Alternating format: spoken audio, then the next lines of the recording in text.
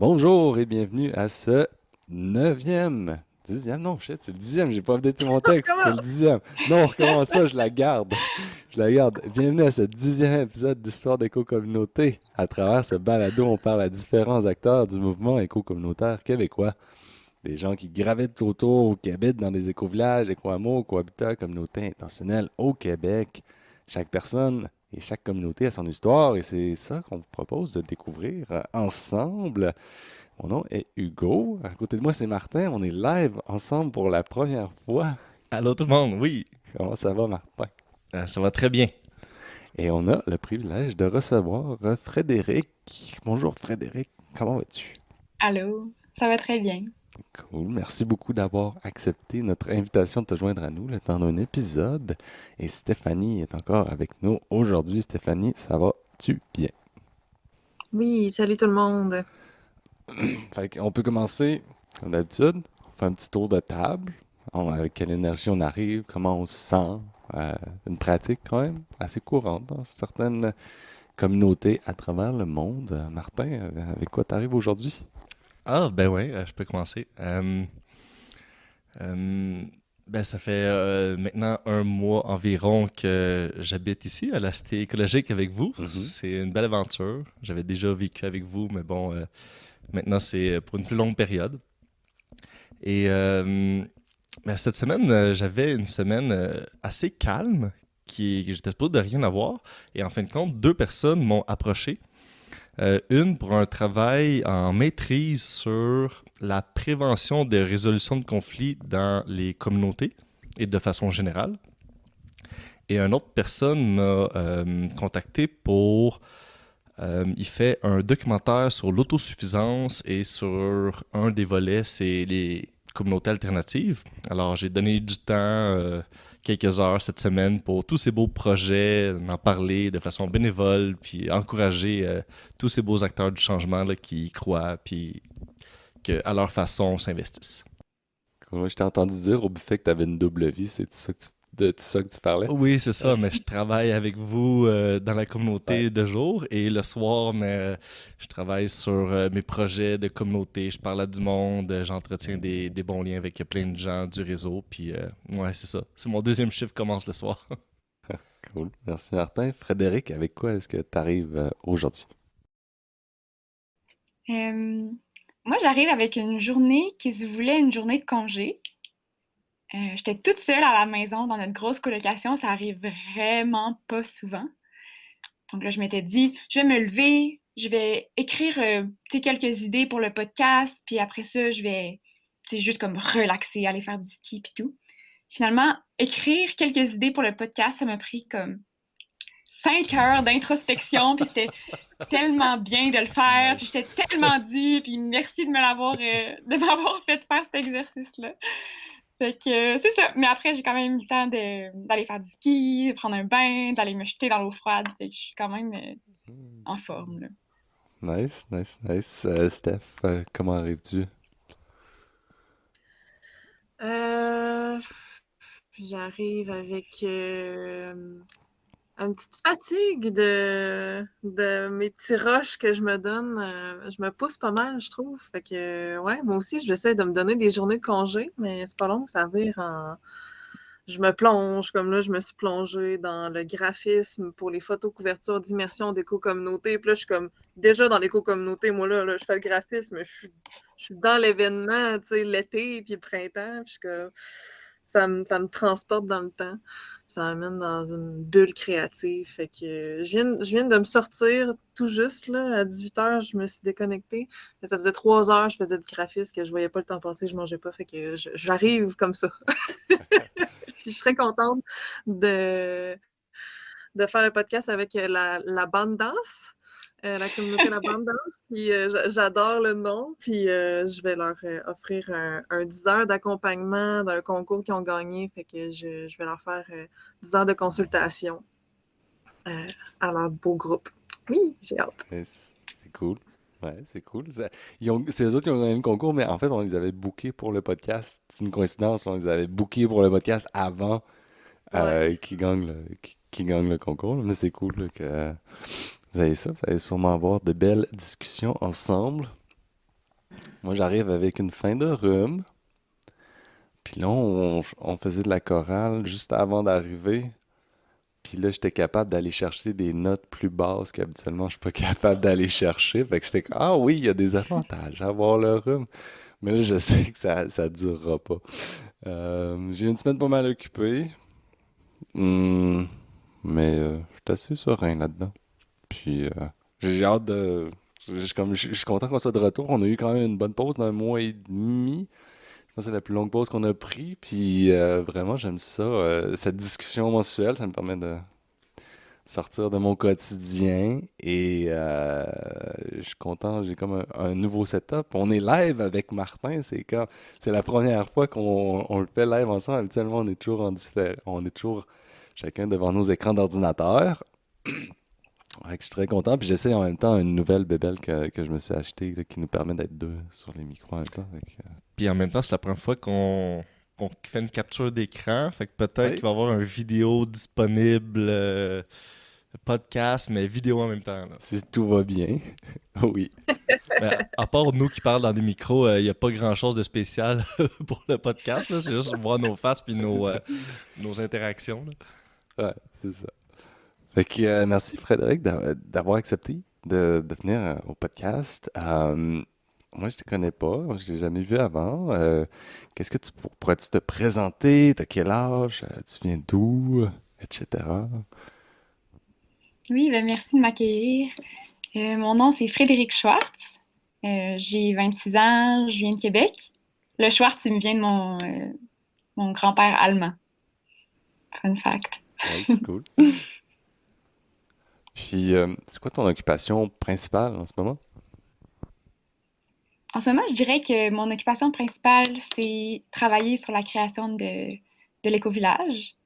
Euh, on est vraiment en ce moment dans une grosse période parce qu'on veut créer bientôt un OBNL ou une coop d'habitation pour, en premier, louer une maison dans Bellechasse, puis éventuellement l'acheter ou plus d'une maison. Fait qu'on est comme dans les premiers pas concrets. Fait que je me dédie beaucoup à ça.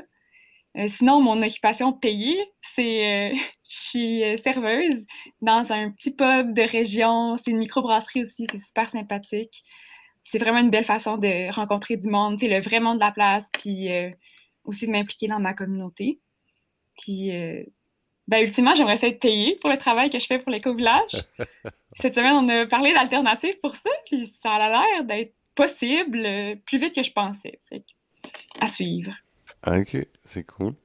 Puis en ce moment, t'habites en colocation. C'est-tu les gens avec lesquels tu veux partir une communauté avec lesquels t'habites en ce moment?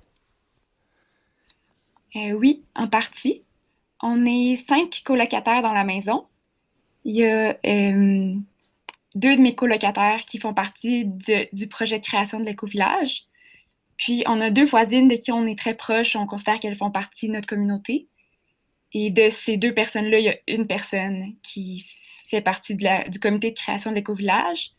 Mais on est tous dans le sous-comité euh, pour la vie commune, un peu le projet de déménager tous ensemble. Ok, cool. Puis comment est-ce que tu as découvert la vie en communauté? J'imagine qu'un moment donné, tu connaissais pas ça, puis un moment donné, c'est sûrement apparu dans ta vie, puis là, t'es comme descendu dans le trou du lapin, comme on dit, the rabbit hole. Tu sais. Ouais, c'est pas mal exactement ça qui m'est arrivé. Je connaissais la communauté sans le savoir, puis au fond, ça a toujours été clair que c'était fait pour moi, mais je savais pas que c'est ça que je vivais.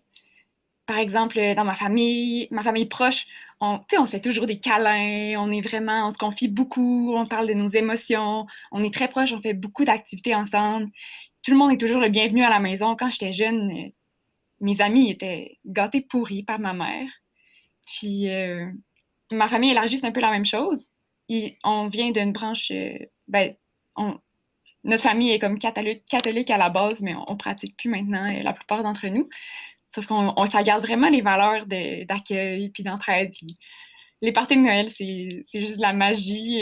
Tout le monde est le bienvenu. D'aussi loin que je me souvienne, il y a toujours eu des gens, c'est des immigrants qui avaient nulle part où aller en famille à Noël ou des Québécois. Cette année, deux de mes amis ben, mes collègues d'éco-village sont venus à Noël en plus de mon amoureux. Fait que puis ils ont été super bien accueillis. Fait que je peux dire que ma maison puis ma famille élargie ont déjà été des bonnes communautés de départ.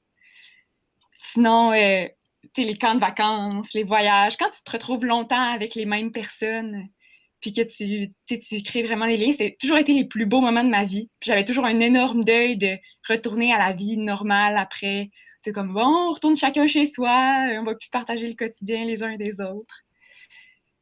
Puis c'est ça. Mais dans le fond, j'ai vécu un parcours scolaire assez standard, là. J'ai fait primaire, secondaire, cégep, puis 3 ans d'université. OK. Puis à ce moment-là, c'est après mes 3 ans d'université, c'est là que j'ai vraiment découvert les communautés intentionnelles pendant une année sabbatique. OK. Puis c'était quoi ton premier contact avec ça? T'as découvert ça comment? C'est quelle communauté que t'as allumé en premier? Ça a été vraiment graduel. En fait, l'idée de communauté me venait de ma mère, puis mon père parlait beaucoup de méditation. Fait qu'en premier, quand j'ai eu mon année sabbatique, je me suis dit, bon, je vais aller dans un ashram de yoga. C'est une place où c'est une communauté, puis il y a de la méditation. Ça doit être ça la réponse à la vie. Puis ça a été une belle première approche de la communauté. Je dirais que c'était le fun parce que c'était plein d'adultes qui étaient soudés autour d'une intention, mais c'était un peu froid, un peu austère pour moi. C'était beaucoup dans le recueillement, dans le silence. Je pense pas que c'est ça que j'avais besoin à ce moment-là. Mais grâce à eux, j'ai rencontré des facilitateurs de voyage d'ayahuasca. L'ayahuasca, c'est une plante de, une plante de l'Amérique du Sud qui est psychédélique, qu'on utilise beaucoup pour faire un travail spirituel, un travail sur soi. Puis ça m'a tellement accrochée que je les ai suivis au Brésil. Puis là, j'ai comme joint un petit peu une communauté spirituelle, si on veut, qui avait rapport à l'ayahuasca. C'était très, très intense, mais très court. C'était comme une retraite. Puis ensuite, c'est ces gens-là qui m'ont recommandé l'éco-village, le premier éco-village où je suis allée, Piracanga, au Brésil aussi. Puis c'est là vraiment que j'ai connu c'est quoi un éco-village, un vrai, là. Ah, ok, cool. Puis t'es resté combien de temps à Piranganga? Je suis restée 6 mois environ. Cool. Tu sais, je le connais pas, ce village-là. Tu peux-tu en parler? Il y a combien de monde? Ça ressemble à quoi? C'est quoi les activités? Y a-tu des. C'est quoi les choses qu'ils font? Ils ont-tu une ferme? Ils ont-tu des entreprises? Je sais pas si mes informations sont vraiment à jour, là, parce que ça fait quand Ok. même quelques années que j'étais là. Ouais. Mais dans le temps, le noyau de la communauté, le noyau qui prenait les décisions, qui faisait la gouvernance partagée, il était une soixantaine, je pense. Ok. Mais la communauté élargie était à peu près 200 à vivre sur place. Ok. Aïe. C'est quand même assez isolé. La ville, ouais, la ville la plus proche est à peu près 1 heure. Donc, tout ce dont tu as besoin est dans l'éco-village. Ok. Il y a des marchés, les agriculteurs locaux viennent, il y a des jardins sur l'éco-village aussi. Puis, il y a une école alternative, il y a des maisons, il y a des hébergements pour les touristes aussi, pour faire connaître l'éco-village, mais aussi pour créer des emplois dans l'éco-village. Mhm. Je dirais que leur focus principal, c'est probablement la spiritualité, puis justement d'inviter des gens pour venir, euh, pour venir vivre des retraites. Mais il y a plein d'autres choses qui se passent, là. Il y a la musique live le soir, il y a une épicerie bio, ils font leurs produits biodégradables maison. Euh, Fait que, ouais, le tourisme leur permet de faire beaucoup d'autres activités puis de ne pas sortir si souvent que ça, finalement, de l'éco-village. C'est assez autosuffisant. Puis, en plus, c'est au Brésil, là, fait que tu sais, les fruits, les légumes, ça pousse extrêmement rapidement, là. Ouais, ouais, Fait que pour la nourriture, c'est facilitant. ouais, ça doit être nice. Tu proche comme de la forêt amazonienne ou C'est direct sur la plage, c'est dans la province de Bahia. Ok. C'est l'endroit, ben, peut-être la ville connue la plus proche, c'est Salvador. Ok. C'est l'endroit où les esclaves africains arrivaient Ok. au Brésil. C'est comme la pointe la plus à l'est, finalement. Ok, ouais, je vois le genre. Puis le climat là-bas est très tropical. C'est une partie tropicale du Brésil parce que le Brésil, il y a des parties qui sont pratiquement on dirait que c'est canadien, là, la mentalité, puis la couleur de la peau, tu sais. Puis il y a des parties qui sont vraiment plus tropicales. Il y a des influences africaines dans la religion.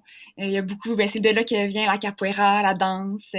Donc, c'est un peu cette ambiance-là. Puis l'éco-village commence sur la plage et va jusqu'à la forêt. C'est assez exceptionnel. Wow! J'ai besoin de ça en ce moment, moi, un éco-village sur le bord de la plage. Oui, allez-y! C'est extraordinaire. Oui, ça donne le goût d'y aller. Puis après ça, t'as resté 6 mois là-bas. T'es revenu au Québec. Comment, comment tu poursuis ton cheminement à travers ça?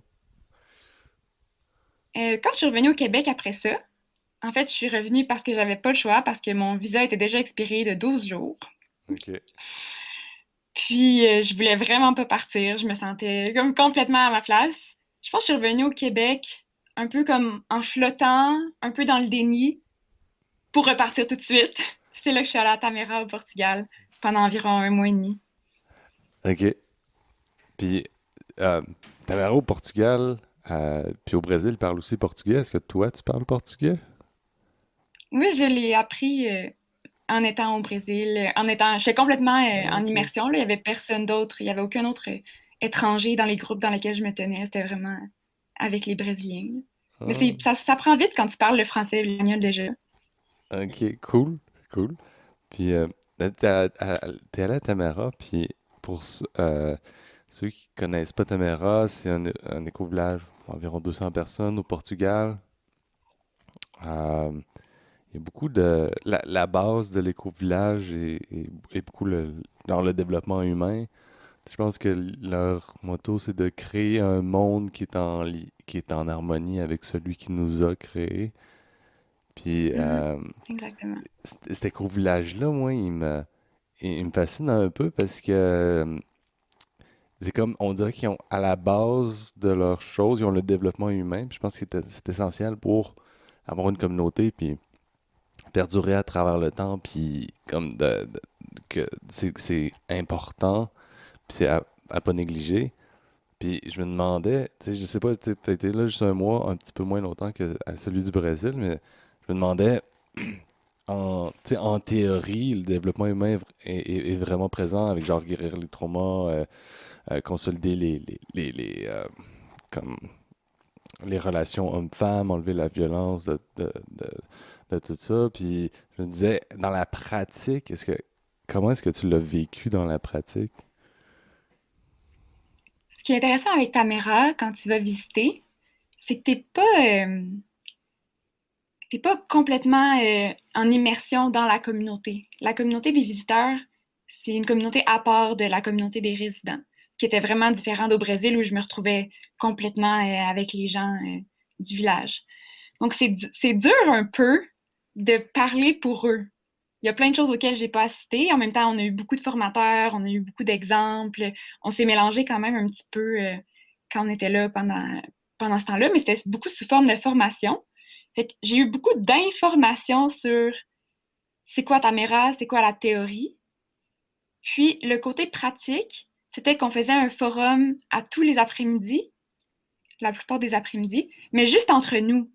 Donc entre visiteurs. On était peut-être une cinquantaine. Un forum, c'est comme un énorme cercle de partage où tout le monde est assis en rond, puis une personne va au centre, puis fait une performance sur ce qu'elle vit ou sur ce qu'elle veut dire, en fait. Puis ces forums-là étaient facilités par des membres de la communauté de Tamera. Fait qu'ils nous guidaient quand même de la même façon qu'ils guideraient leur forum à eux. Mais c'est dur de dire si ce qui est ressorti de ça, moi j'ai énormément grandi, j'ai énormément l'impression d'avoir appris puis d'avoir guéri des choses, mais c'est dur de dire ce qui se passe vraiment dans Tamera. Ouais, on a fait un forum de ZEG à l'immersion en éco-communauté sur les toits du monde cet été. C'était la deuxième fois que j'en faisais un, parce qu'on avait déjà fait un ici à la Cité. Mais c'est la première fois que j'ai vraiment comme accroché, là, que je fais comme, oh wow, il y a quelque chose là, puis j'ai le goût d'en faire Mm. d'autres, là.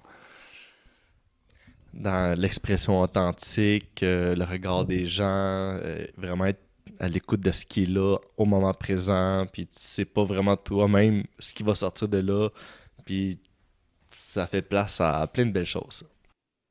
Mhm. Ouais, J'imagine. exactement. Tu sais pas où le facilitateur veut t'amener non plus.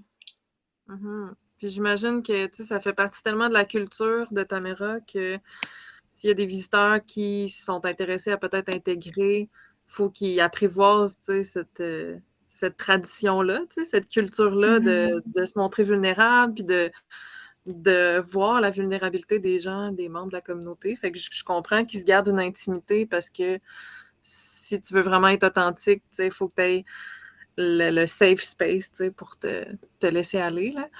Mais en tout cas, ça doit être un bon processus d'intégration, c'est non dit, là, mais quand même. Oui, vraiment. En effet, qu'est-ce que tu as le plus aimé à Tamera?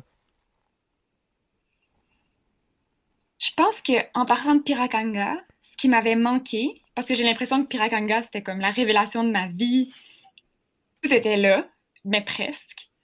Euh, Puis à Tamera, c'est venu, on dirait, finir le casse-tête. Puis ces éléments-là, pour moi, c'était une communication consciente, vraiment honnête, presque crue. C'est la transparence. Tamera, c'est la transparence, mais sur des sujets sur lesquels on n'est pas habitué d'être transparent. Sur l'argent, sur le pouvoir, sur la jalousie, sur l'amour, sur le sexe. C'est comme, t'es vraiment, c'est transparent. Moi, ça m'a beaucoup marqué de pouvoir être vrai à 100%, puis de pouvoir être vu là-dedans, puis de voir les autres aussi, de voir qu'on vit à peu près toutes les mêmes choses. Puis eux, ils pensent que c'est en étant aussi vrai puis aussi accepté qu'on crée un meilleur monde finalement, puis ultimement un monde sans guerre. Eux autres, c'est beaucoup axé, axé vers la guerre, là. Donc, si le monde se parlait pour de vrai, si le monde était vraiment, vraiment radicalement vulnérable, ben, il y aurait moins de guerre dans le monde. C'est un peu ça leur hypothèse à valider. Puis sinon, ben, l'autre... Ah, Martin, vas-y. Ah, ben non, continue. C'est pour signifier que je veux parler. J'ai un petit quelque chose Ah, après. Vas-y, continue. C'est ta belle lancée. ben, c'est ça, l'autre aspect que j'avais trouvé qui manquait à Piracanga, c'est que à Piracanga, tout est alternatif, mais les structures de relations sont relations amoureuses surtout là, sont en général pas alternatives, ou en tout cas dans le temps, il l'était peu. Peu de diversité dans mettons, le nombre de partenaires, l'orientation sexuelle, l'identité de genre. Euh, Puis à Tamera, en fait, c'est comme un terrain de jeu d'expérimentation sur l'amour et sur la sexualité. Donc, c'est... j'ai beaucoup appris. Je me suis beaucoup libérée de préconception. Puis ça a vraiment changé mon regard face à l'amour.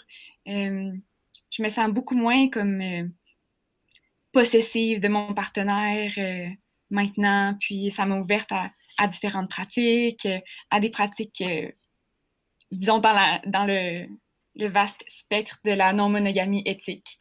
C'est ça le mot. Fait que je pense que c'est vraiment ces deux choses-là, la communication, puis amour et sexualité. Nice, super.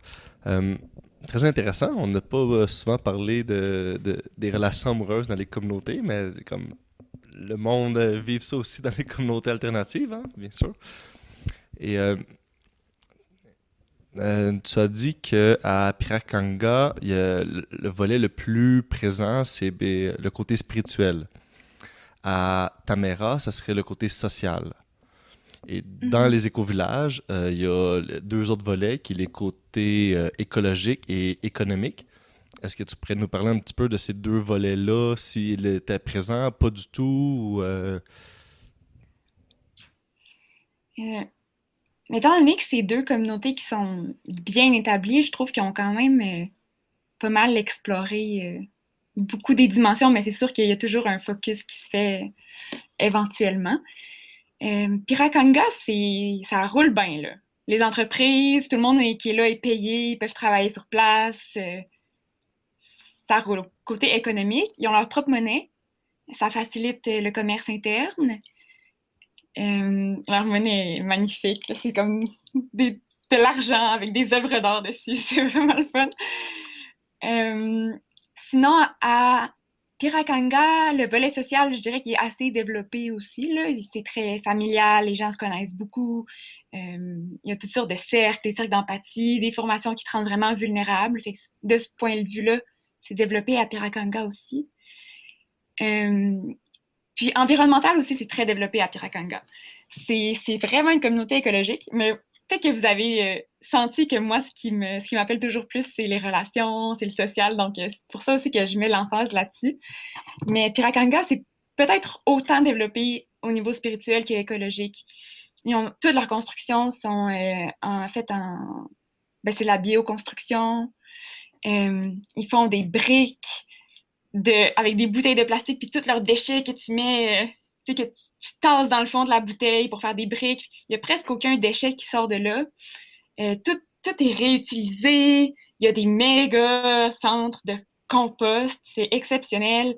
Les toilettes, ils fonctionnent soit les toilettes sèches ou soit dans les racines d'un bananier pour filtrer. En tout cas, c'est une autre technologie. On ne sait pas ici parce qu'on n'a pas de bananier. Puis c'est vraiment, c'est comme, dans le fond, ils disent que tout ce qu'ils émettent dans leur environnement, ils le mangent puis ils le boivent. Fait que c'est très, très pur au niveau ben c'est ça, au niveau des déchets. Sinon, ben c'est un village piéton. Fait que déjà, ça fait en sorte que c'est écologique, là. Les gens ils restent là longtemps, il n'y a pas beaucoup de déplacements. Même pas de vélo, de Ouais. trottinette, quelque chose pour accélérer un peu les déplacements, des charrettes pour traîner le matériel, les légumes, quelque chose. Ouais. Ben, c'est du sable, donc c'est difficile en vélo, mais pas impossible. J'ai vu des vélos. Sinon, c'est des charrettes, là, comme tu dis, des brouettes pour traîner les choses lourdes, là. J'ai beaucoup marché à Piranga parce que c'est quand même grand, puis tu peux te perdre.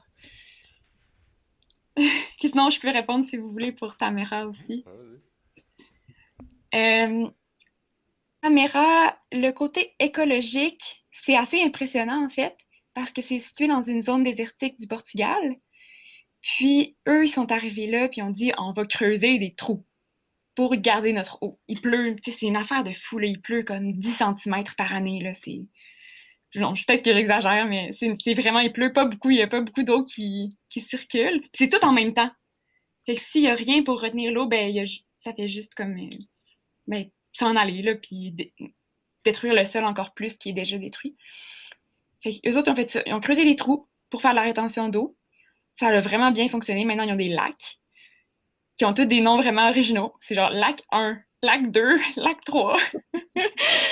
Puis ils ont tout un système de digues pour irriguer les jardins. Ça pousse, tu sais, c'est vraiment comme c'est un miracle. Tamera, c'est comme un oasis dans le désert. Je dirais que de ce côté-là, ils ont bien fait au niveau écologique. Sinon, pour se déplacer dans Tamera, il y a différentes façons. C'est pas... mais j'ai juste marché quand j'étais là. Mais j'imagine que les gens ont différentes façons. Peut-être des petits cartes de golf. J'ai vu aussi un tracteur à l'huile de friture, là. Comme ils réutilisent l'huile de la cuisine. Sinon, il y a un village entier dans le village. Il l'appelle le village solaire. Tout est fait avec l'énergie solaire. Donc, c'est comme, je me souviens pas combien de personnes, mais peut-être une vingtaine, une trentaine de personnes qui vivent 100% avec l'énergie solaire. Fait que c'est, ben, les panneaux solaires, il y a une grosse lentille qui concentre l'énergie pour, tu pourrais faire comme, tu sais, des choses, genre de la forge avec ça, là. Tu sais, tu pourrais, c'est fort, là. Puis, ils ont des fours solaires, des différentes façons de garder, ben, d'utiliser l'énergie. Ben, il fait toujours soleil là-bas. Puis, ils utilisent l'énergie qui sort de leur tas de compost, ben, qui sort sous forme de chaleur. Fait que, ouais, ils sont pas mal bons au niveau écologique. Ouais, quand même. Non. Sinon, au niveau économique, Tamera, c'est très cher y aller comme touriste. Je pense Ok. qu'ils reçoivent beaucoup de leur argent comme ça. Parce qu'en fait, expérimenter sur l'amour puis la sexualité, puis expérimenter sur les relations humaines, c'est pas payant. Tu sais. Hmm. Ils ont aussi divers volets économiques, mais je crois que, ben, en tout cas, quand j'étais là, c'était beaucoup le tourisme qui apportait le profit, mais beaucoup de gens veulent y aller, en fait. Puis beaucoup de gens y retournent encore et encore comme visiteurs.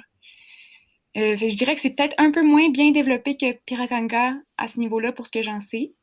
Puis je pense que c'est difficile, comme arriver à Tamera, puis pouvoir vivre 100% de là. Ok.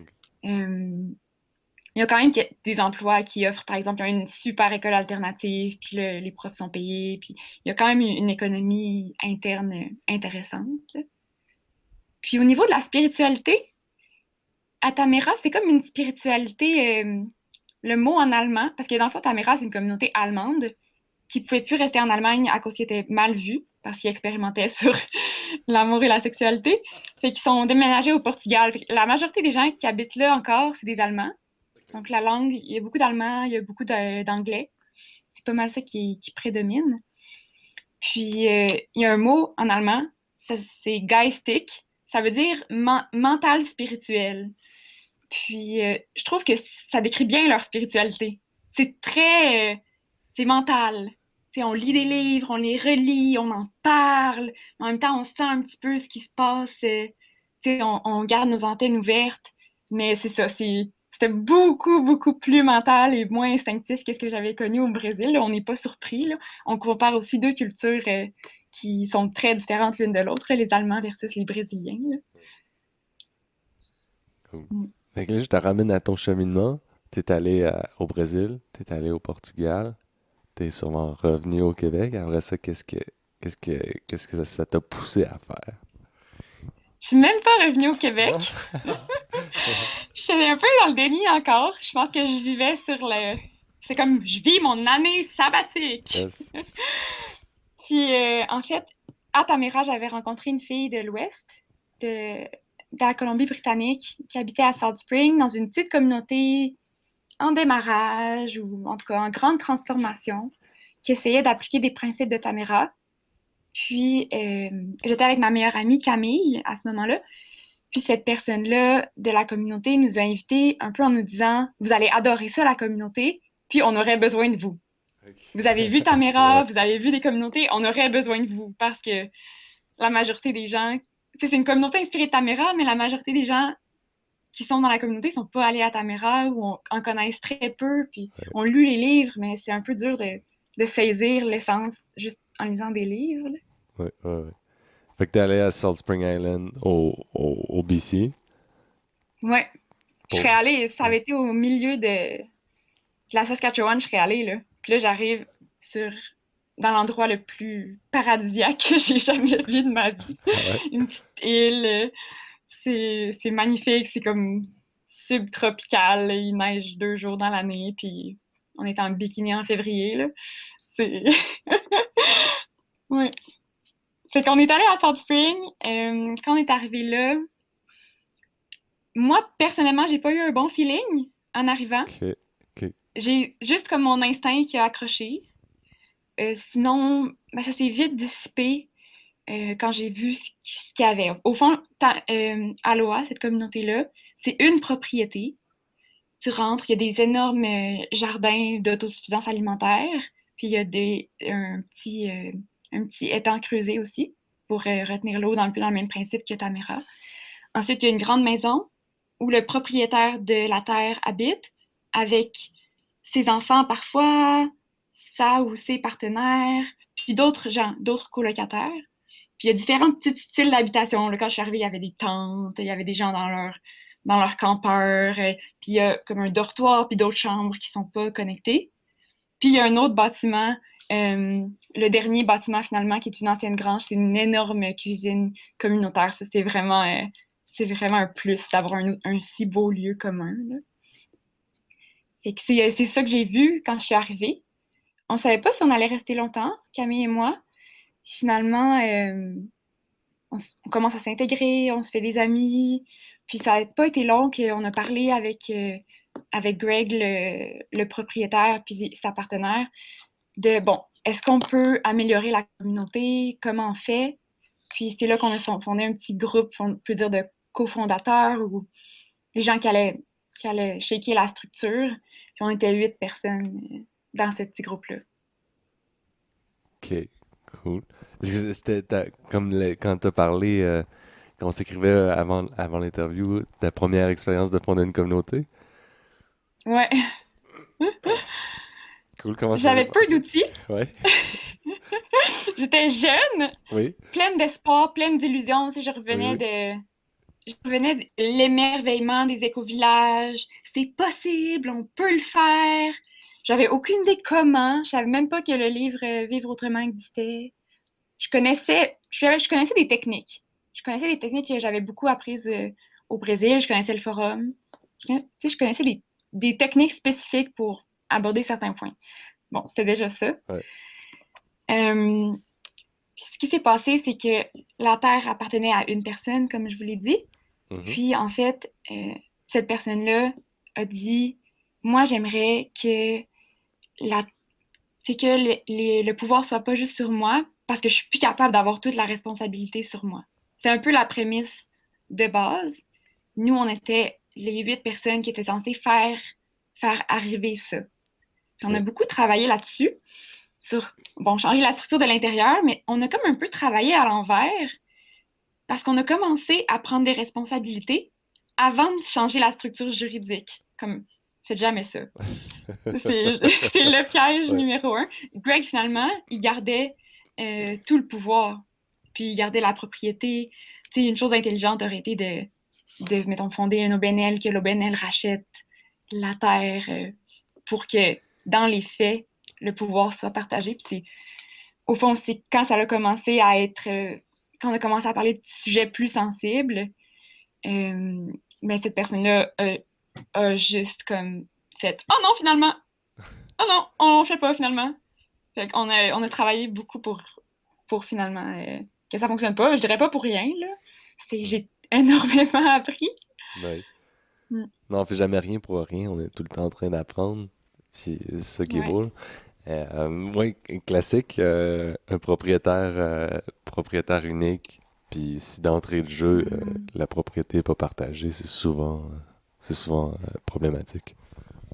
Ouais, là, on entend parler du syndrome du fondateur ou du propriétaire, là, du pouvoir, puis que, mais tu sais, il y a le revers de la médaille aussi là-dedans. Il y a toutes les responsabilités, la terre lui appartient, il a mis de l'argent, il est là depuis le début, il en a vu du monde qui sont venus avec des Mhm. bonnes intentions, puis qui sont repartis en donnant du temps, expliquant tout ça.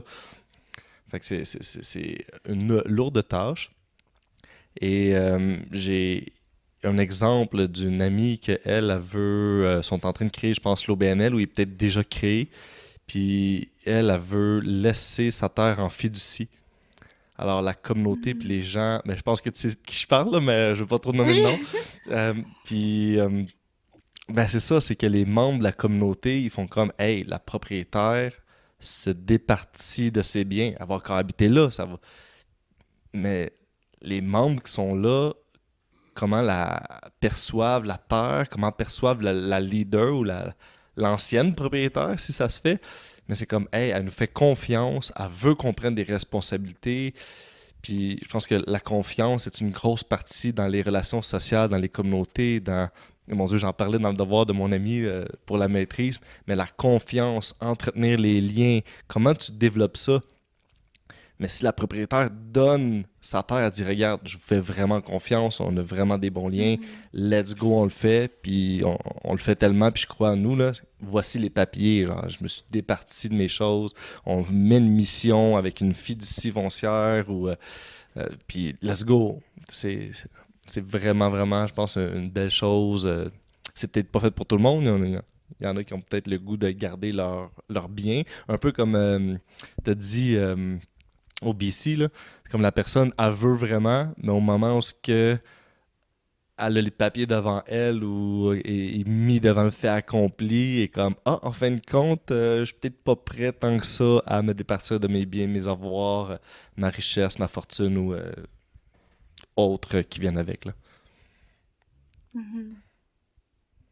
Ouais, c'est tout à fait ça. C'est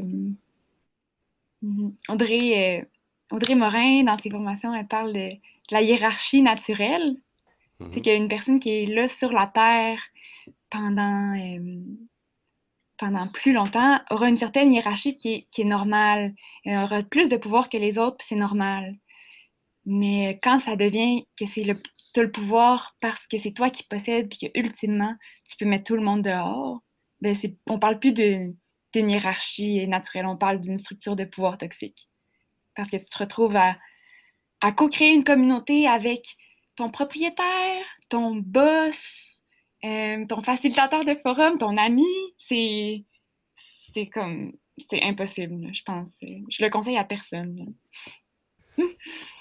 Quand on s'est écrit, on s'est échangé des textes, tu as dit que quelque chose de super intéressant, je trouve, que tu as vécu dans ton cheminement euh, avec les éco-villages, les éco-communautés, une enfance, une adolescence, puis comme un état adulte euh, par après. Tu peux-tu en parler comme ça? Puis j'aimerais ça que Martin aussi, puis Steph aussi s'expriment là-dessus. C'est quoi votre cheminement? Puis voyez-vous qu'il y avait comme un moment donné, une espèce d'enfance. Après ça, je prends plus je me délusionne, je prends comme plus de responsabilités. Puis après ça, comme adulte, je sais pas. Parce que moi, de mon point de vue, j'ai pas eu cette évolution-là. C'est comme j'ai grandi. J'ai grandi ici. Puis j'ai été longtemps à pas vivre ici. Mais j'ai toujours comme. C'était quoi quand je suis revenu? J'ai pas eu vraiment de cheminement. Tu sais, oui, j'ai toujours un cheminement. Puis mettons, de développement, puis je veux toujours essayer de m'améliorer dans certains aspects de la vie en communauté, mais j'ai comme pas eu de. Je savais vraiment c'était quoi, là, pour avoir grandi ici, mais je serais curieux de voir tout votre point de vue sur ce cheminement-là, puis la comparaison qu'on pourrait faire avec le développement d'un enfant à l'âge adulte. Euh, Moi, j'ai déjà ouais, toutes je peux mes décrire idées, comment ça a mais été pour moi. Vas-y, Frédéric, on te laisse la parole. Ah, euh, mais pour moi, ça a été assez intense parce que j'ai aussi vécu une mort puis une renaissance avec l'ayahuasca. C'est comme, je suis sortie de là, puis j'avais plus de repères, là. Mais c'était positif, là. C'était comme tout ce que je pensais qui était vrai à 100%. Je me rendais compte que, ah, peut-être qu'il y a une autre façon, tu sais. Puis peut-être qu'il y a des choses que j'ai toujours jugées qui sont pas comme ça, en fait. Fait que je dirais que je suis renée, en sortant de là, j'étais très tendre, très fragile, comme une éponge un petit peu. J'ai eu vraiment de la chance d'atterrir dans un milieu aussi positif par la suite. Puis j'ai dit que j'ai vécu une enfance parce que, ben, quand je suis arrivée à Piracanga, je me suis dit, tout, rien n'est faux jusqu'à preuve du contraire. Je sais pas si ça fait du sens, si ça a du sens. Dans le sens que si tu me parles de lecture d'horreur, ça fait vraiment pas partie de mon éducation, mais je vais l'essayer. Je vais voir si ça résonne avec moi. Puis je vais être ouverte à 100%. Tu sais, j'étais un peu dans ce mindset-là. J'ai essayé plein d'affaires, mais c'était toutes des choses inoffensives, là, vraiment, Un vraiment peu positives. Là. la naïveté d'un enfant. Si on revient à Ben, la c'est ça, question c'est du pour ça que go, je ouais. sens que c'est l'enfance.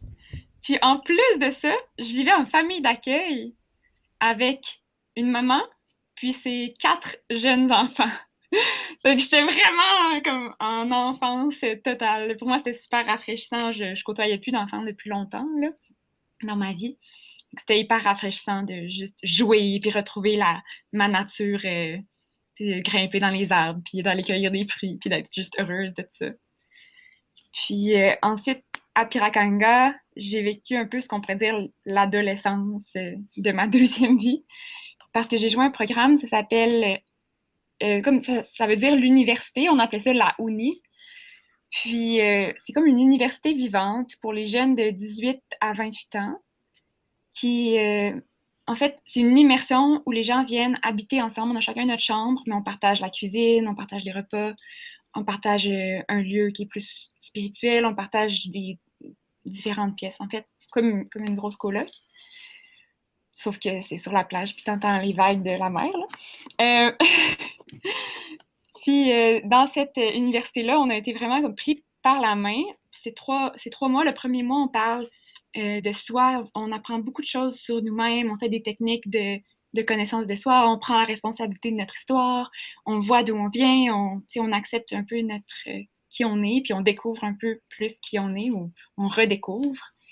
Puis le deuxième module, c'était le monde. Fait on connaît plein de projets alternatifs, on s'implique dans la communauté, soit on va aller s'impliquer dans le volet environnemental de la communauté ou le volet artisanal ou musical. Puis la troisième phase, c'est moi et le monde.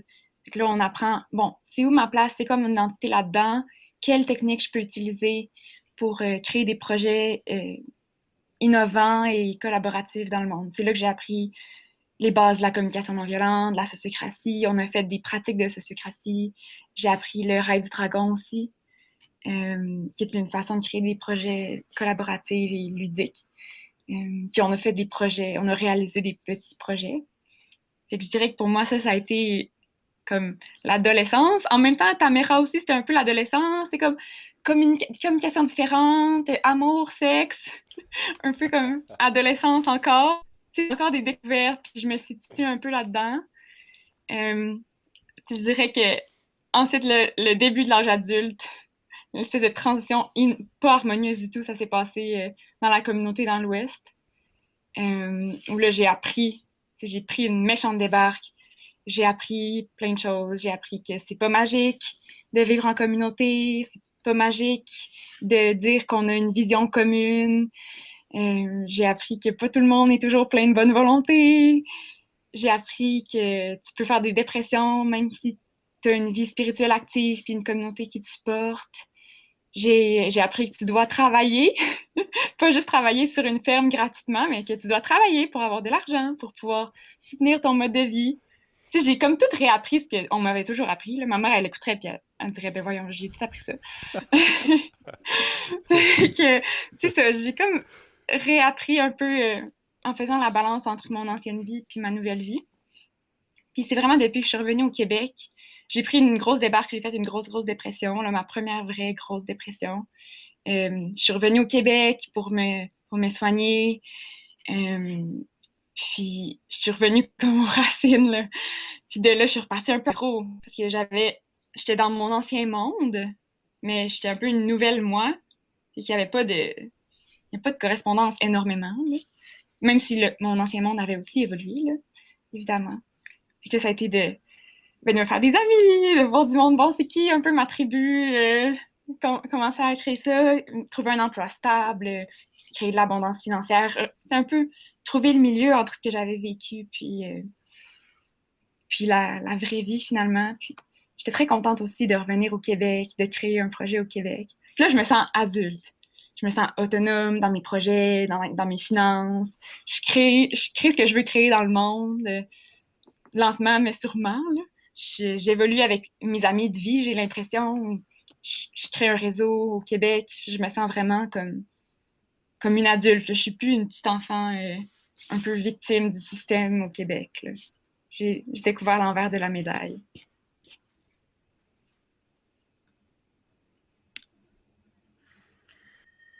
Je peux y aller. OK. Moi, mon enfance, ça a été ben justement faire une tournée d'éco-village, aller découvrir différentes éco-communautés, mais je restais pas longtemps, tu sais, c'était souvent 1 ou 2 journées. Puis le plus longtemps que j'ai été, c'est à la Cité écologique, là, pendant 2 mois et demi. Mais après ça, l'adolescence, je dirais que c'est quand que je me suis impliquée au Cohabitat Montis pendant 2 ans pour démarrer le projet.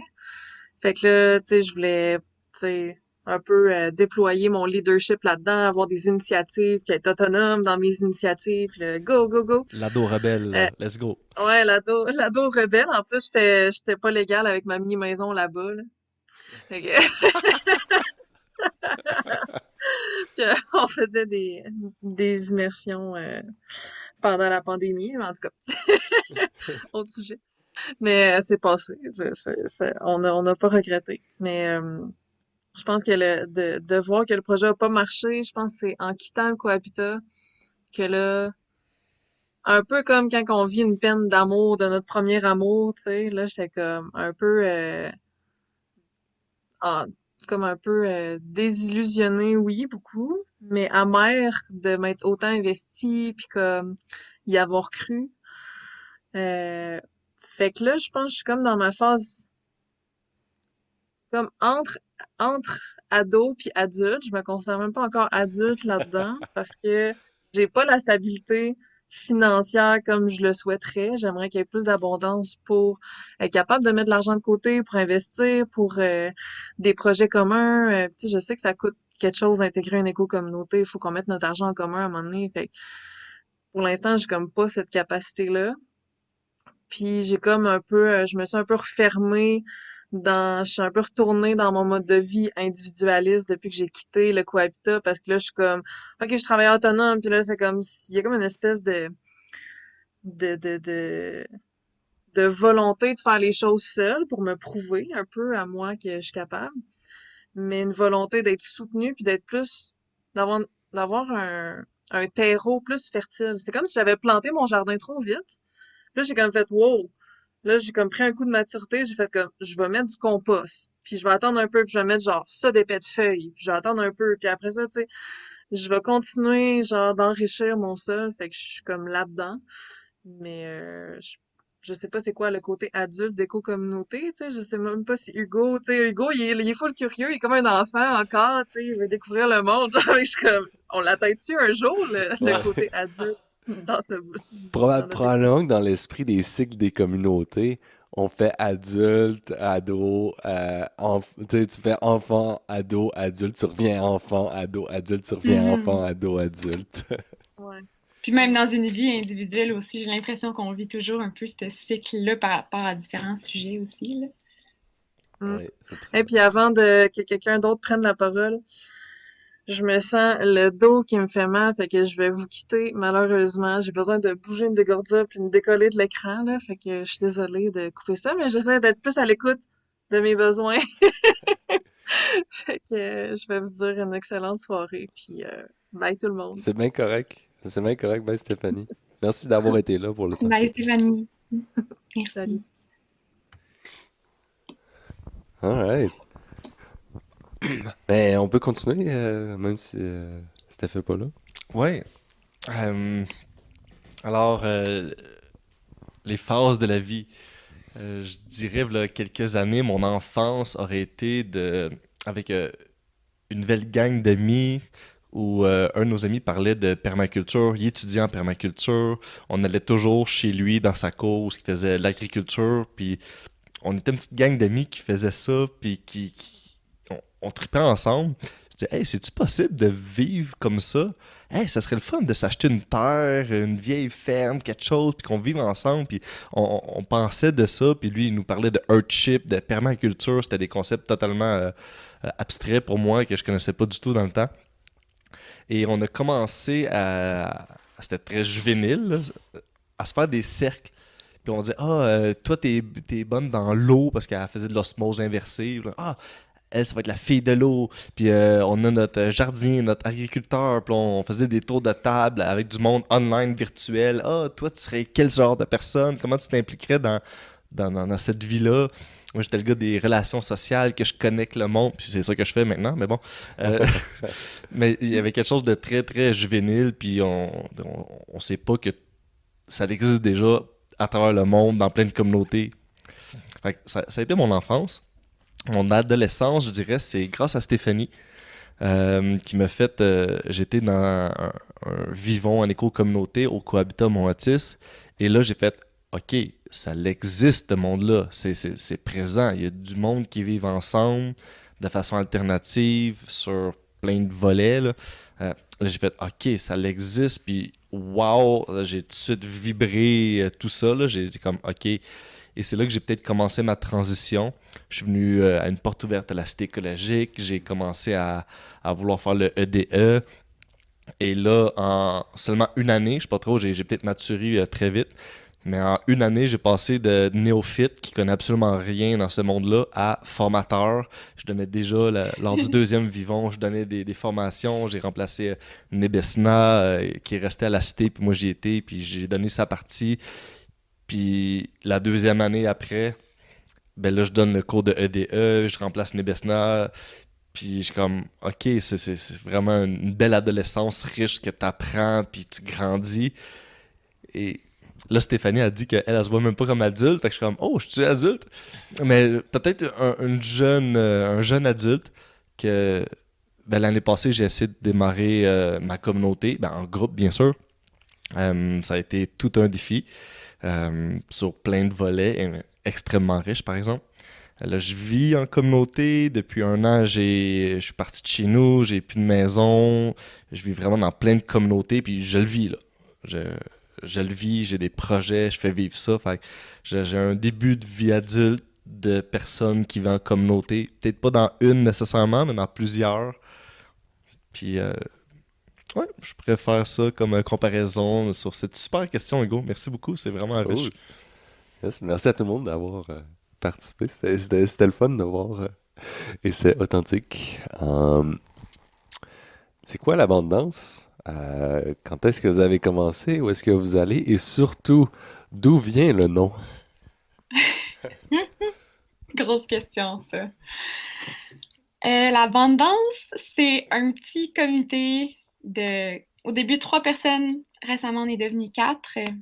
C'est mon copain Théo, puis mes 2 meilleurs amis, Maggie puis Solène. Mais mes autres colocs aussi, c'est mes meilleurs amis, si jamais ils écoutent. Euh, euh, Ça a commencé il y a plus qu'1 an maintenant. On essaie de se réunir 1 fois par semaine de façon formelle, tu sais, avec un ordre du jour et tout, là. Mais on se voit tout le temps, là, on habite tout ensemble. Ça a commencé quand j'ai un moment donné eu une opportunité de leur faire une petite présentation sur Piracanga. Euh, Puis ça les avait vraiment accrochés beaucoup, surtout le côté éducation des jeunes adultes, comme donner de l'espoir aux jeunes adultes.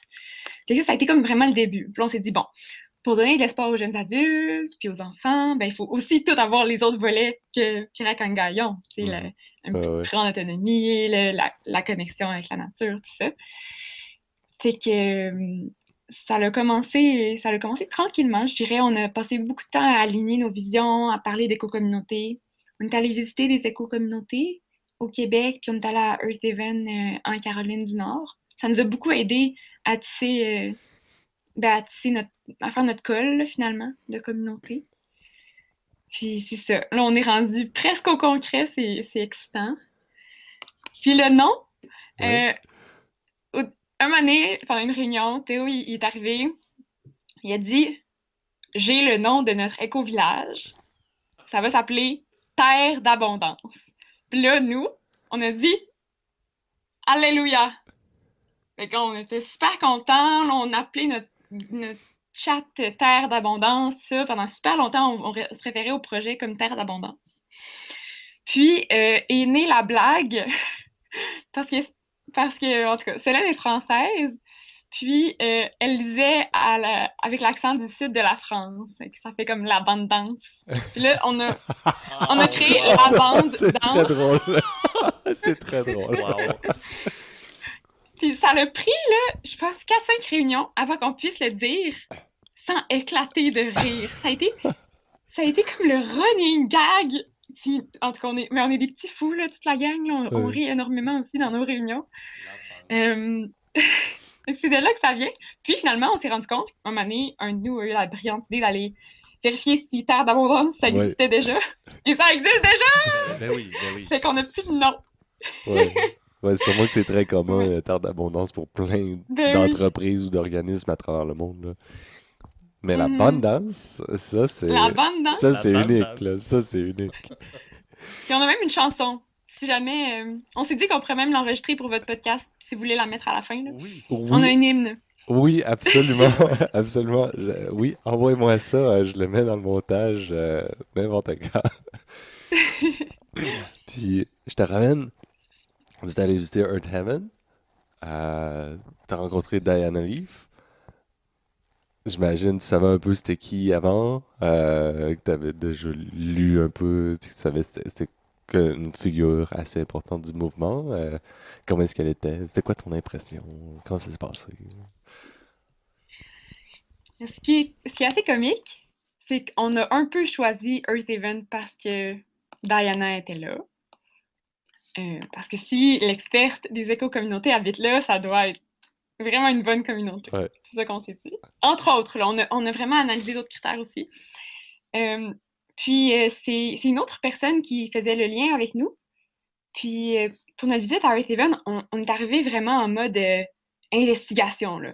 C'est quoi votre gouvernance? Comment ça fonctionne l'économie? C'est comment ça fonctionne l'éducation? Tu sais, on était Ouais. vraiment arrivé avec des sujets pointilleux, tu sais, un peu pointilleux. Puis, en fait, la personne nous avait pas jumelés avec Diana.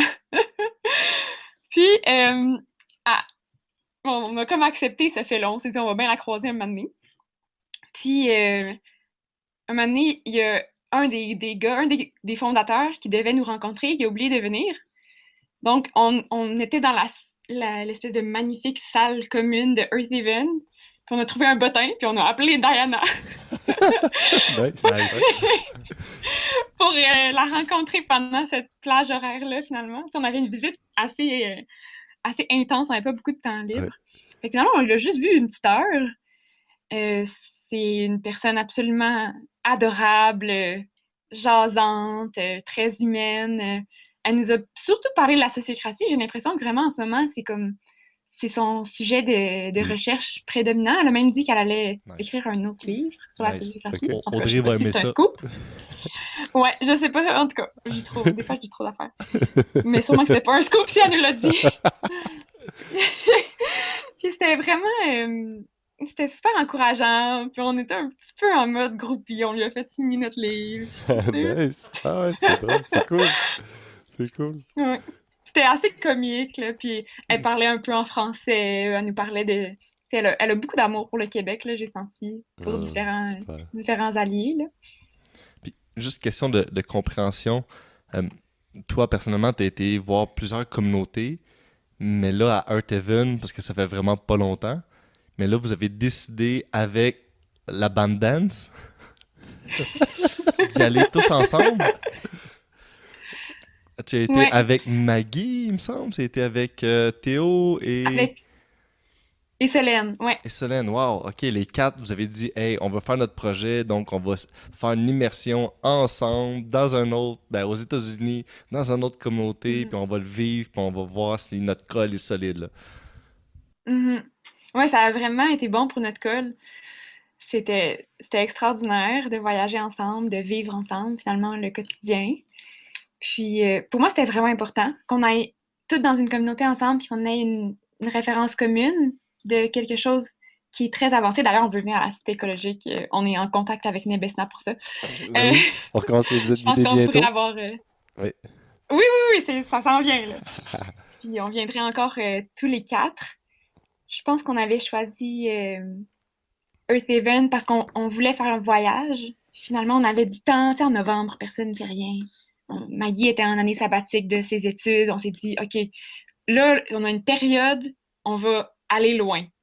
C'est loin, Earthaven. C'est comme Ouais. 22 heures de voiture, là. Genre. Mm. Puis on est aussi allé à The Farm, Ok, qui est comme ouais, cool. vraiment sous-représenté dans nos histoires. The Farm, la façon qu'on l'a vécu, c'était un peu... On a été un peu déçus. Ça a déjà été une méga commune hippie. Puis Oui. maintenant, ils se présentent beaucoup comme éco-village. Ok. Ils ont beaucoup d'aspects éco-village, mais c'est pas aussi ressenti. C'est beaucoup des gens qui sont allés travailler à l'extérieur, sont revenus. Population très vieillissante, des maisons assez individuelles, il y a des grosses baraques, il y a des choses un peu choquantes. Puis on a moins réussi à aller chercher de l'information, même si c'était un peu ça notre but. Fait on s'est plus relaxé à The Farm, mais c'est intéressant d'entendre parler, tu sais, de gens qui étaient hippies dans ce temps-là, puis qui ont traversé les États-Unis en caravane pour aller fonder The Farm. Tu sais, Ouais. c'était comme une étude anthropologique, là. Ouais, je pense qu'il y a un livre que c'est Voices of the Farm, là, qu'il doit avoir plein d'histoires rocambolesques dedans. Ouais.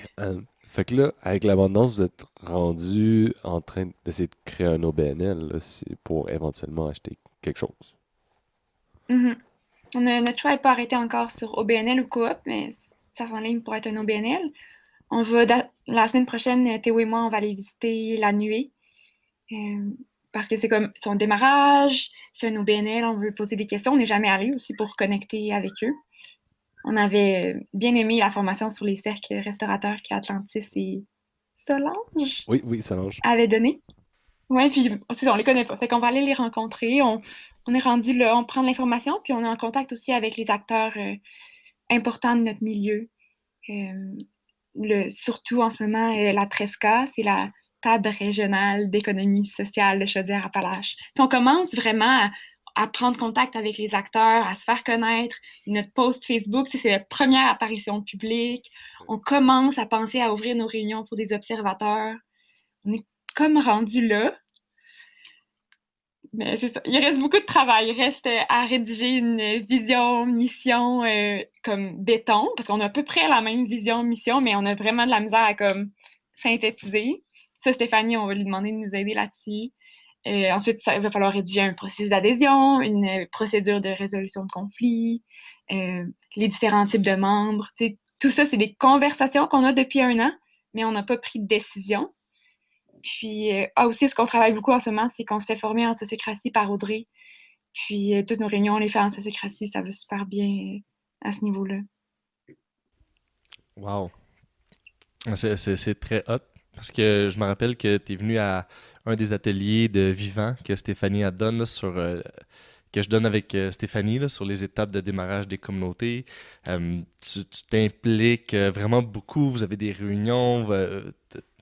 Tu vas chercher les outils, vous allez chercher des outils, vous vous impliquez vraiment dans votre processus, fait que c'est beau de voir que vous n'avez pas une espèce de pensée magique de « Hey, on s'achète une terre à 4, puis on va faire de l'agriculture, puis go! » C'est comme plan pour te planter, puis créer des conflits, vas-y, là, c'est ça que ça prend, ou ça prend pas du tout, là, mais bon. Vous allez été visiter des communautés, vous en avez parlé, c'est déjà des amis avec qui tu construis ça, tu mets les pierres, puis ça prend forme tranquillement. Vous êtes en lien avec la Chaudière-Appalaches, donc la MRC sûrement, ou pour connaître un peu... La région administrative. Exactement, ben oui, le lien avec Notre la MRC, ville. c'est Bellechasse, oui. Excuse-moi. Non, mais il n'y a aucun problème, merci de préciser. C'est des très bonnes étapes, bravo, beau processus et je pourrais dire que vous êtes un très bon exemple pour d'autres personnes qui voudraient commencer. Ben, vous êtes peut-être juvénile, là, vous êtes peut-être des enfants encore On est là-dedans. très juvénile. Ben oui, mais c'est correct, vous apprenez à marcher ensemble. Le projet est très enfant, je pense. Là, vous êtes le même corps, puis vous êtes tous des membres différents, puis vous essayez d'apprendre à marcher ensemble, là. Belle comparaison. Ça prend du temps, tisser la colle, se faire confiance pour de vrai. Ça prend du temps à aligner les visions. Tu sais, on veut tout un monde meilleur, mais tu sais, c'est quoi les priorités, aller chercher ça. Puis on vient tous de mondes différents. Tout le monde a un background vraiment pertinent, là, pas juste moi, là. Théo, il a travaillé sur une fiducie, une FUSA là, en agriculture. Il a parti son propre projet. Il y a des choses qui n'ont pas marché. Fait que lui aussi, il a perdu sa pensée magique à ce moment-là. Nice. Il a habité à la coop du Cap, à Mont 18, pendant plusieurs étés. OK, cool. Qui est aussi une super, super belle communauté. Fait qu'il a beaucoup appris comme ça. Solène, là... Comment? Oui, Cap au Renard. Puis Solène, elle est... c'est une femme aux 1000 vies, là. Elle a vécu plein de choses. Il y en a beaucoup qui étaient en France. Elle a failli partir un projet à Neuville. Elle a failli joindre le cohabitat Neuville. Elle a vécu en collectif. Elle a failli créer un éco-village en France.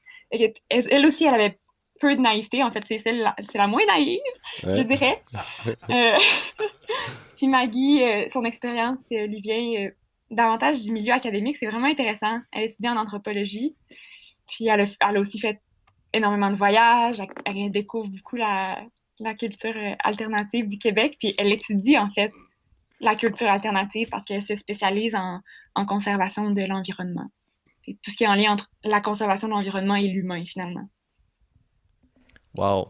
4 beaux piliers issus de milieux différents avec plein d'expériences et de réalité, de concret, de tangible, de vécu, d'expérientiel. Puis vous êtes 4, c'est un très beau chiffre pour partir une communauté, d'avoir un pilier, 4 piliers centraux. Les membres fondateurs, à ça, je suis certain qu'il y a d'autres personnes pourraient intégrer à différents niveaux. Puis, wow, c'est très bien ficelé tout ça pour les balbutiements que je vois. Merci, c'est le fun c'est rare qu'on se donne une petite tape dans le dos. Frédéric, c'est quoi une éco-communauté, selon toi? Ça peut être beaucoup, beaucoup de choses, là.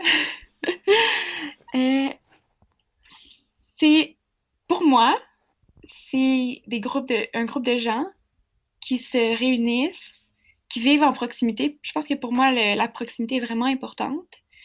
Euh, Puis qui choisissent d'œuvrer à une mission commune qui va être très holistique, tu sais, qui va souvent finalement toucher beaucoup d'aspects de la vie, mais qui est social et environnemental, éco-communauté. Tu sais, en général, c'est ça.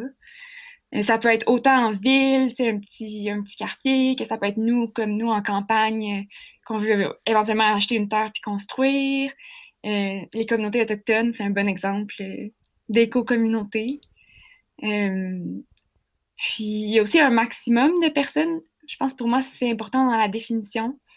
Je pense que quand tu connais plus les gens par village, c'est ça qu'il dit à Tamara, puis j'avais bien là pour moi, là. J'ai pas de nombre en tête, mais quand tu connais plus les autres, alors non, ben là, comme ça, c'est l'éco-communauté, puis il va y avoir une autre éco-communauté à côté. Dans une optique de centraliser, dans une optique que tout le monde participe à la gouvernance, que tout le monde se connaisse, aille dans le personnel, dans la vulnérabilité, soit capable de résoudre leurs conflits, mais en même temps, assez de monde. Bon, ben ça, c'est plus pour un éco-village, là, mais assez de monde pour que ça roule en soi, là, comme j'ai vécu à Piracanga. Mais une éco-communauté, c'est pas obligé d'être autonome, souverain alimentairement, tout ça, là. Puis ben, pour moi, vraiment, une éco-communauté, mettons, si je parle plus avec mon cœur, c'est un endroit où tout le monde peut être soi-même, qui sont accueillis, qui sont écoutés, puis que chaque individu, chaque petite étincelle est comme valorisé dans la création collective, finalement. Pour moi, c'est vraiment important dans ma définition de l'éco-village. Cool, merci. Puis, as-tu des bonnes nouvelles d'éco-communauté? C'est quelque chose à quoi tu penses, là, comme spontanément, là? Une bonne nouvelle. Ben, les nouvelles desquelles Martin a parlé, là, par rapport à la transformation vers une fiducie, ou par rapport à notre communauté, tu parles, ou Par rapport à juste ta les communauté communautés? ou par rapport à celle que tu as visitée ou je sais pas, là.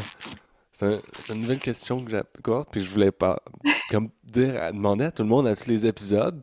C'est parce que souvent les humains, tu sais, on a un biais négatif, puis là on focus tout le temps sur ce qui va mal. Mais quand on Hmm. vient le temps de se dire, Crème, qu'est-ce qui va bien? Là, on se gratte la tête, puis on est comme, ah, il y a souvent des choses qui vont bien, là. Mais je peux vous dire pour toutes les communautés que j'ai visitées. Ouais, Earth vas-y. Haven, ça va bien. Ça va super bien. Ils sont vraiment dans une phase de maintien. Ils appellent un peu justement leur âge adulte. Il n'y a pas beaucoup de nouveaux membres, mais ils stabilisent. Puis ça continue. Ils restent très alignés avec leur mission. Ça, c'est cool. Yes. À Piracanga, il y a un tout nouveau volet, justement par rapport aux relations amoureuses, un tout nouveau volet inclusif de toutes les identités de genre, de toutes les orientations sexuelles. Il y a des événements par rapport à ça pour la communauté queer, ce qu'il n'y avait vraiment pas avant. Puis il inclut davantage aussi de personnes locales, qui habitaient le territoire dans leur communauté. Il y a de plus en plus d'échanges. Tamera, j'ai aucune idée, mais juste le fait que ça existe, c'est merveilleux. Aloha, la communauté de l'Ouest. La bonne nouvelle, c'est que ça continue, mais je pense qu'ils sont plus clairs dans l'intention, puis dans, bon, c'est une terre que je possède, vous recevez une expérience. C'est une expérience de communauté, mais c'est pas votre communauté de vie. C'est une Hmm. expérience transitoire. Aux dernières nouvelles, c'était rendu plus comme ça. Puis le cohabitat Neuville, ben, ils sont en construction. J'ai aussi habité là un an, là, quand j'étais OK. en petite miette, puis que j'habitais chez ma mère, parce que ma mère était une des cofondatrices initiales du cohabitat Neuville. OK, quand même. Puis elle l'est plus maintenant, là. En fait, elle s'est comme beaucoup inspirée de ma démarche, puis ça l'a poussée à réaliser un peu son rêve d'enfant, de vivre en communauté. Finalement, c'était un peu trop intense. Fait qu'elle est retournée dans un mode de vie ben, je dirais pas standard, là, elle est quand même très alternative, là, mais ouais. C'était pas la communauté pour elle, ou c'est ça, c'était pas le temps. Puis le Cotonneuville, quand je passe devant, c'est les constructions, c'est magnifique, là. Moi, j'étais là, il y avait juste une maison commune, puis un shack dans le fond de la cour, là. Il y a des grosses bâtisses, puis j'aimerais ça aller les visiter pour avoir des nouvelles un peu plus personnalisées bientôt, là. Mhm. On y va. Go! Ben c'est bon, c'était un contact là. Je me demandais comment les aborder ou c'est le fun d'avoir dans les communautés pour les intégrer, d'avoir une petite porte ouverte de quelqu'un qui les connaît, qui te met en contact, puis pas juste arriver comme un outsider, puis hey, allô, ça m'intéresse, Ouais, qu'on se reparle. c'est vraiment ouais, c'est du super monde. Je recommande. Ils ont leurs défis comme partout. On pourra s'en parler aussi. Euh, Puis c'est ça. C'est vraiment une belle place. Cool. Hey, on est venu à bout de tous les sujets qu'on avait écrits. Dans le mot de la fin, y a-t-il quelque chose que tu veux partager qu'on n'a pas encore parlé? Je sais pas. Hmm. Le temps que tu y penses, moi j'ai quelque chose à partager. C'est dommage, Steph, elle soit partie, mais elle va sûrement écouter le podcast. Je voulais lui dire merci pour à l'organiser comme un petit party pour toutes les gens qui ont collaboré avec elle à donner des ateliers au cours de la dernière année. Puis c'était là, 2 semaines sur les toits du monde. Puis c'était comme un rassemblement de plein de gens qui sont avec les éco-communautés, mais un peu plus informel, un peu plus festif. Euh, C'était super, on a mangé, c'était super bon, on a pris un bain tourbillon, on était dans le sauna. Fait qu'il y avait comme.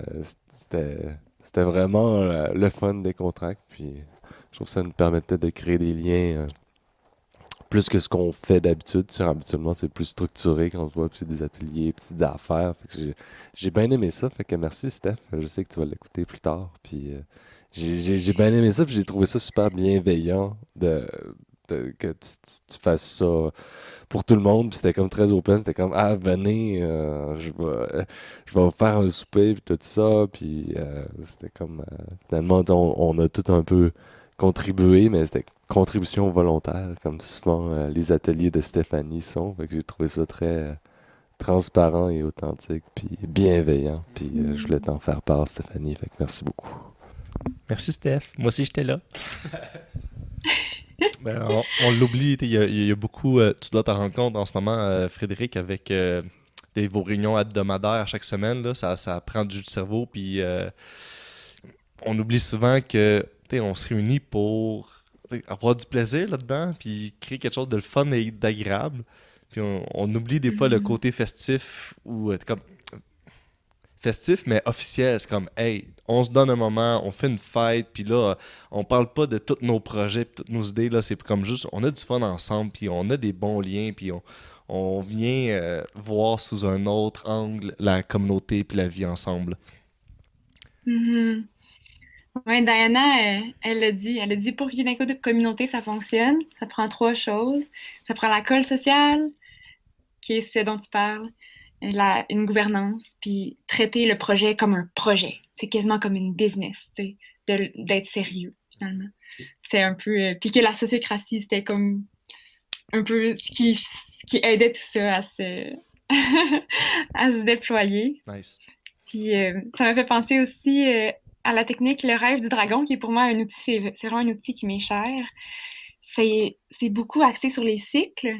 Puis c'est 4 phases qui sont aussi subdivisées après, mais les 4 principales phases, c'est rêver, planifier, créer, ben, réaliser, puis célébrer.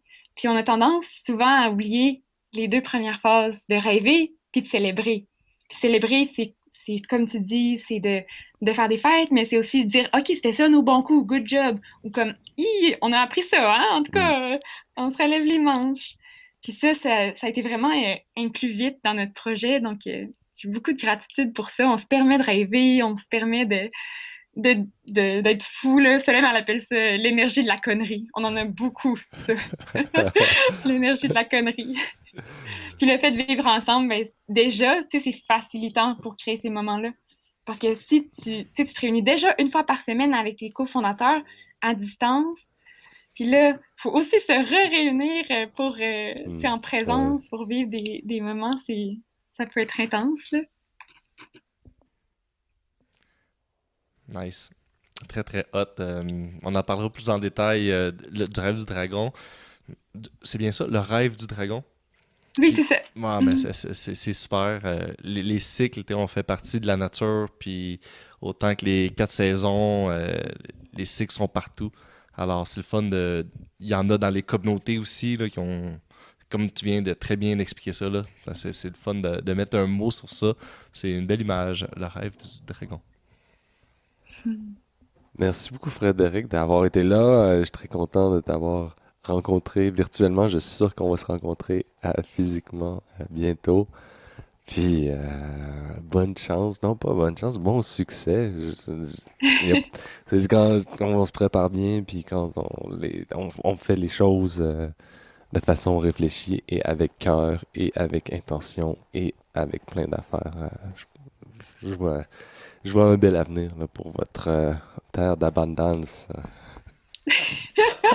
Merci. Ça fait du bien de se sentir soutenu, puis tu sais, de commencer à gagner de la visibilité, puis aussi créer des liens avec les autres communautés, c'est tellement précieux, là. Hmm. Yes. Fait que merci à tout le monde d'avoir écouté. Et puis, on se dit à la prochaine. Merci beaucoup. Belle joie de vivre, Merci. c'est super. Bye bye. À la Bye prochaine. bye.